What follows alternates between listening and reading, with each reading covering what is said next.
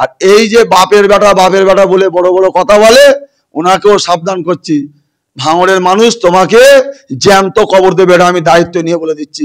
2026-এ ভাঙড়ের মানুষ ওই নটোরিয়াস ক্রিমিনালকে জ্যান্ত কবর দেবে, আমি এটা দায়িত্ব নিয়ে বলে দিচ্ছি। যারা কাপুরুষ, যারা ক্রিমিনাল, যারা গুন্ডা, তারা এই ধরনের কাজ করে। এবং এই তৃণমূলের যে কটা নেতা, গুন্ডা নেতা, সেই নেতাকে আমি বলছি সাবধান হয়ে যাও। এক নওশাদ সিদ্দিকী সারা পশ্চিম বাংলা জ্বালিয়ে দিয়েছে, ওদের রাতের ঘুম কেড়ে নিয়েছে, ওদের জিনা হারাম করে দিয়েছে এই নওশাদ সিদ্দিকী। কেন? নওশাদ সিদ্দিকী মানুষের কথা বলে, নওশাদ সিদ্দিকী শান্তি চায়, অশান্তি চায় না। শওকত মোল্লারা যে খাতা নিয়ে বসে আছেন, দুর্নীতির খাতা আমরা মনে করছি, সেই দুর্নীতির কবলে যদি তওয়া হুজুর পড়ে, নিশ্চয়ই তার হিসাবটা তওয়া সিদ্দিকী দেবে। কিন্তু আমরা রাজনৈতিকভাবে মোকাবিলা করছি, রাজনৈতিকভাবে মানুষের জন্য যে লড়াই সংগ্রাম করছি, সেই জায়গা থেকে বলতে পারি যে ক্যানিং পূর্বের বিধায়ক শওকত মোল্লা মহাশয় যেভাবে ভাঙড়ের মায়ের কোল খালি করেছে, ক্যানিংয়ের মানুষের ঘর বাড়ি ভেঙেছে, জেসিবি দিয়ে ঘর ভেঙেছে, মায়েদের উপর জুলুম অত্যাচার করেছে, তার হিসাবটা নেওয়ার জন্য ক্যানিং এবং ভাঙড় সহ বাংলার মানুষ তারা সংগঠিত হচ্ছে। এই সংগঠিত জোয়ারে রেসে ক্যানিংয়ের বিধায়ককে পড়তে হয় বলে আমরা জানাচ্ছি। দেখেন, নওশাদ সিদ্দিকী আর তওয়া সিদ্দিকী নিজের চাচা ভাইপোর সম্পর্ক। কোনো ব্যক্তি যদি ভাইপোর প্রশংসা করে এবং তার গা জ্বলে ওঠে, তাহলে আমরা তাতে কোনো মন্তব্য করবো না। কিছুদিন পূর্বে আমরা দেখেছিলাম এই তওয়া হুজুররা একজন অভিভাবক হয়ে নওশাদ সিদ্দিকীকে বেফাস অনেক কথা বলেছিল, তখন হয়তো তাদের ভালো লেগেছিল।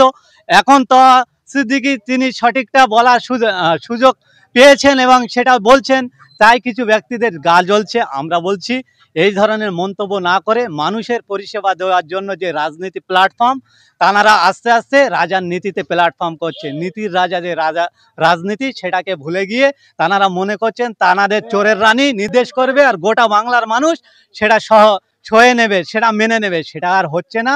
সেটাকে জাগানোর জন্য ভাঙড়ের বিধায়ক পীরজাদা নওশাদ সিদ্দিকী মহাশয় বাংলার এক প্রান্ত থেকে অপর প্রান্ত পর্যন্ত যেভাবে বাংলার মানুষকে জাগাচ্ছেন, বাংলার মানুষও তাদের ইচ্ছা শক্তিকে জাগিয়ে তারা জাগ্রত হয়ে যখন ফুটেজ করছে, তাদের মিথ্যা কেসে জেলে ভরছে, মিথ্যা কেস খাইয়ে দিচ্ছে, তাদের উপর ঘর বাড়ি ভাঙচুর করছে, একাধিক কেস খাইয়ে দিয়ে তাদেরকে দমন করার চেষ্টা করছে। তারপরেও বলি আমরা আস্থা রাখি যে মানুষের উপরে যত অত্যাচার নেমে এসে, জুলুম অত্যাচার নেমে আসে, মানুষ তত ইনকলাবের সম্মুখীন হয়।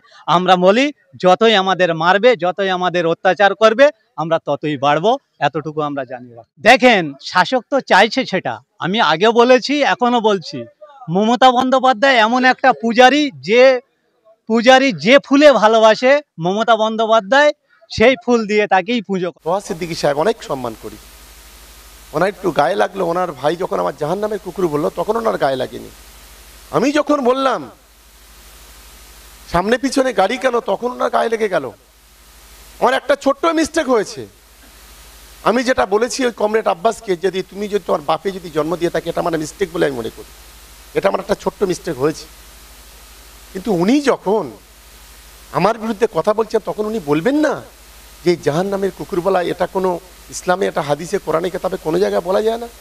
এটা তো উনি একবার বললেন না। আমি আপনাদের মাধ্যমে ওনারে বলি, বেশি আমাদের ঘাটাবেন না। আমরা জানি আপনি কোথায় কি করেছেন, কোথায় কি করছেন, এটা আমি করব না।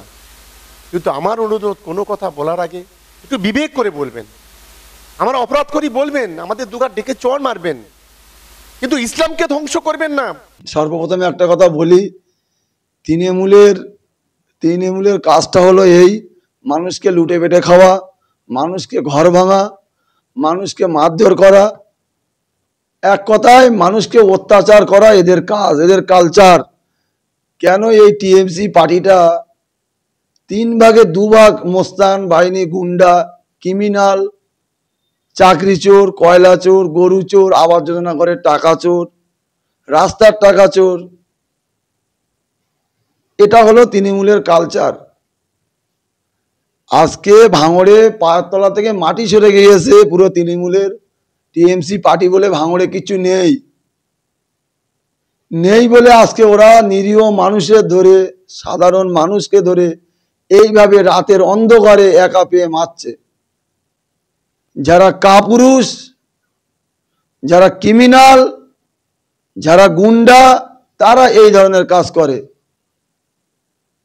দিনের বেলায় একটা মানুষকে মারুক, আইএসএফ এর কোনো নেতাকে ধরে মারুক, কেন নিরীহ মানুষকে ধরে মারা হচ্ছে? কেন মাথা ফাটানো হচ্ছে? কেন তাদেরকে ঘর ভাঙা হচ্ছে? কেন তাদেরকে দোকান বন্ধ করে দেওয়া হচ্ছে?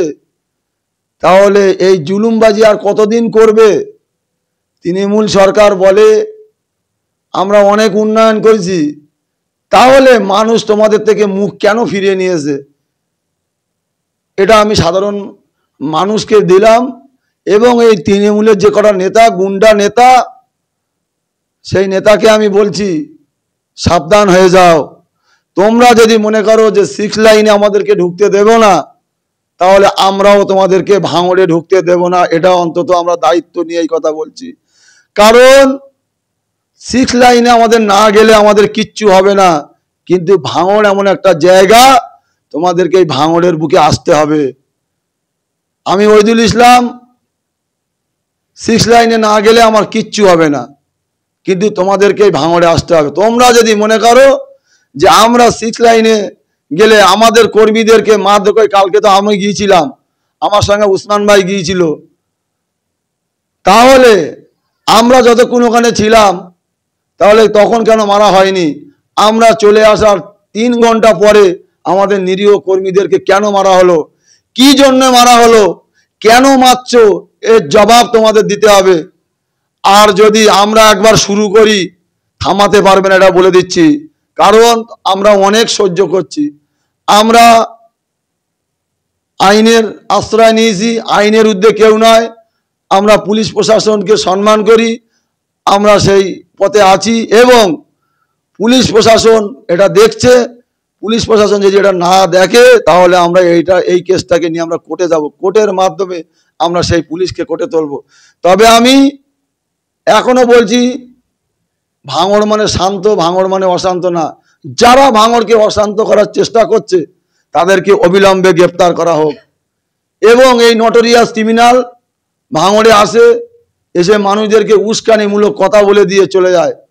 আজকে ভালো করে দেখলে বোঝা যাবে, আমি যে বাড়িটাকে দেখতে গিয়েছিলাম, আমার একটা ভাইকে মারলো, তার 3 ঘন্টা পরে আবার ধরে মারছে। পুলিশের সামনে নাকি ওই ভাইটাকে মারা। কেন মারা হলো? কি জন্য মারা হলো? এর জবাব দিতে হবে। আমরা কিন্তু ছাড়ব না। তবে আমরা গণতন্ত্র প্রক্রিয়া লড়াই করি এবং করব। তার কারণ আমাদের নেতার নাম হলো নওশাদ সিদ্দিকী। দেখো, ওরা তো, ওদের মাথা কাজ করে না। ভাঙড়ে তৃণমূলের নেতা যে কথা, তাদের মেন্টাল হসপিটালে পাঠাতে হবে। নটোরিয়াস ক্রিমিনালের মাথাটা পুরো খারাপ হয়ে গেছে। ও এখন অনেক রকম অনেক কথা বলবে। ভাঙড়ে আমরা 2026-এ তৃণমূলের শেকড় সমেত উপড়ে ফেলবো। তার কারণ মানুষ আমাদের পাশে আছে। এই মানুষের সঙ্গে নিয়ে আমরা কাজ করতে চাই। মানুষকে মেরে ধরে ধমকে চমকে কাজ হবে না। আগামী দিন ভাঙড়ের মানুষ 2026-এ এর জবাব দেবে, এটা অন্তত মনে রাখা দরকার। আর এই যে বাপের বেটা বলে বড় বড় কথা বলে, ওনাকেও সাবধান করছি। ভাঙড়ের মানুষ তোমাকে জ্যান্ত কবর দেবে, এটা আমি দায়িত্ব নিয়ে বলে দিচ্ছি। 2026-এ ভাঙড়ের মানুষ ওই নটোরিয়াস ক্রিমিনালকে জ্যান্ত কবর দেবে, আমি এটা দায়িত্ব নিয়ে বলে দিচ্ছি। আজকে তোমায় কথা বলবে, বৃক্ষ তোমার নাম কি, ফলে পরিচয়, তাহলে তোমরা কেন ধরে ধরে মারছো রাতের অন্ধকারে? কেন নিরীহ গরিব মানুষদেরকে কেন মারছো?